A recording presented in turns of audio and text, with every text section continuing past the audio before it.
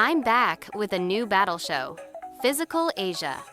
In this first video, we're diving into the off-court drama of some standout cast members, breaking down the casting choices, and chatting about Netflix's game design.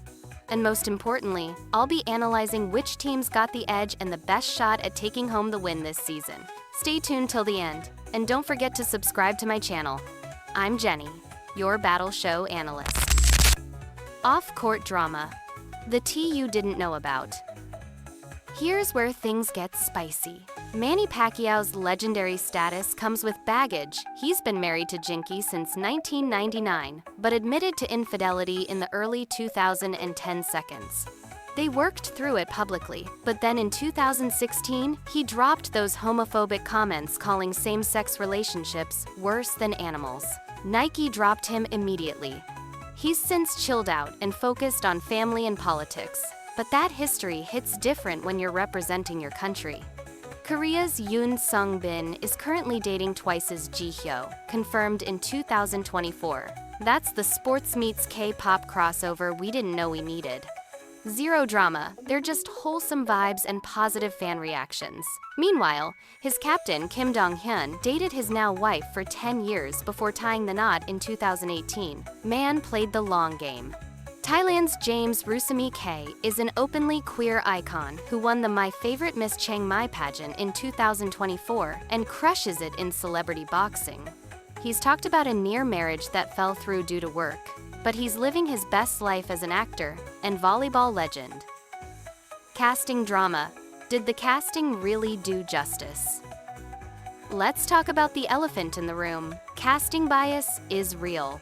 Korea and Japan came prepared. Korea brought physical 100 vets who know how the game works, Sung-bin, Amadi, and they picked Dong-hyun as captain because he's got that TV savvy. Japan rolled up with wrestlers, judokas, and MMA fighters, basically a combat sports convention. Meanwhile, SEA got influencers and bodybuilders. Indonesia brought a badminton player and a Brazilian jiu-jitsu purple belt. Philippines had Ray, the strongman who sold the team because he had zero stamina. Where's Hedalin Diaz, the Olympic gold medalist? Where's Brandon Vera from MMA? Why weren't these people cast? And here's a hot take. Bodybuilders are consistently the weakest performers in these shows, proven since season 1. Remember Thanos from season 2? They train for aesthetics, not function. No cardio, no versatility, just vibes. They get cooked by wrestlers every single time because functional strength beats mirror muscles. The size imbalance is wild too. Australia and Mongolia brought guys who look like they're on that special sauce, while Philippines, Indonesia, and Thailand's teams are noticeably smaller and thinner. If you're gonna inspire viewers, at least make the baseline fair. Season 1 had elimination tests early to weed out the weak this season, just threw everyone in the deep end. Game design flaws. Is it really balanced? Here's the issue nobody wants to admit. The first 3 challenges are all about strength and combat. Territory conquest, strength. Shipwreck, strength. 1 versus 1, battles, you guessed it, strength. Where's the speed? The agility? The endurance events that made season 1 legendary? This setup completely screws over lighter athletes and basically makes women irrelevant in half the challenges. Episode 3 had a CrossFit girl going 1 versus 1 against an Olympic medalist wrestler in a chicken fight. That's not competition, that's a setup for failure. Bad matchup. And those platforms? Way too big. That's why we kept seeing the same rematches over and over. How many times do you need to lose the same way before you switch strategies? Physical 100 Season 2 went too safe with less contact, and it was boring. But this season swung too far the other way. It feels less like, may the best athlete win, and more like, may the best combat sport background win. Team attitudes, how the teams really feel. Turkey is catching heat for being straight up cocky. Turkey's trash talk to Indonesia, here's your flight tickets back home, was cold. Funny? Maybe. Classy? Absolutely not. Their sandbag strategy on the crates was smart, but the attitude killed the vibe. That Turkish Russell Crowe-looking dude seems cool though. Someone needs to get him to scream, "Are you not entertained?" after a win. Netflix, make it happen. Australia's not much better. Stealing crates from Japan during the shipwreck challenge? That's their rugby sledging culture showing. But it feels unsportsmanlike when you're already stacked. But shout out to Thailand for bringing that dude in high heels. Icon behavior. That's the content we need. James, who's absolutely hilarious, said, "I'm a mermaid that's been on land and had everyone dying." Especially when he mentioned Korea has Blackpink's Jisoo. Then, we got Blackpink Lisa, so we're equals. That's the chaotic energy we're here for. The contrast with Mongolia is night and day. They're out here being humble, smiling, and still dominating. That's the energy that gets you fan favorites. And Manny Pacquiao, still in fighting shape, still humble despite being a politician now. Team Korea, Amadi asking, "What is your job?" was so wholesome. This guy has everyone's heart. And Young Subin, Iron Man, is still cool as always. The viewing experience. Is it worth it?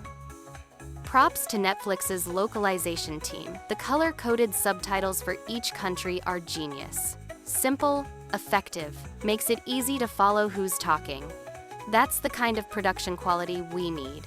But real talk? The pacing is slow, like 85% build-up and replays slow. The release schedule is November 4th for episodes 5 to 6, November 11th for 7 to 9, and November 18th for the finale. Clear your calendar because you're gonna want to marathon this. Winner predictions. Who's actually got this? Let's cut the BS. Australia and Turkey are the frontrunners, and it's not even close. Australia's roster is insane. They've got UFC champ Robert Whittaker and an actual strongman. No weak links in team challenges. Meanwhile, Turkey's secret weapon is their female wrestler, who literally held off 3 heavy dudes like it was nothing. That's not just strength, that's different gravy. But here's where it gets spicy. Korea's the dark horse everyone's sleeping on. They brought back physical 100 legends, so they've got that all-rounder energy with Sungbin and Amadi. Balanced team, smart strategies. The problem? People are calling them stacked because, duh, home country advantage. Classic Netflix move. Now, Mongolia came out of nowhere. These guys are built different, literally. Their average elevation is 1,500 meters, so they're genetically adapted for cardio that never quits. That skinny dude with endless gas in the tank? Yeah, that's evolution, baby. And don't even get me started on their Boke wrestler who's smiling while destroying everyone. Dude's got final boss energy, for real. The C teams though? Indonesia, Philippines, Thailand, they got obliterated in the shipwreck challenge. Philippines managed 3 crates while going up against Olympic athletes. Ray looked gassed before the game even started. It's rough out here when you're comparing a hurdler past his prime and a boxer to multiple Olympians and combat pros from Japan and Korea. So, to predict, the final likely will be between Australia and Turkey. Which team are you actually rooting for? Do you think Mongolia's dark horse run can go all the way? Which athlete is your favorite so far? Drop your takes in the comments because this discourse is too good to keep to yourself. And make sure to hit that subscribe button. I'm Jenny, here to break down all things battle shows.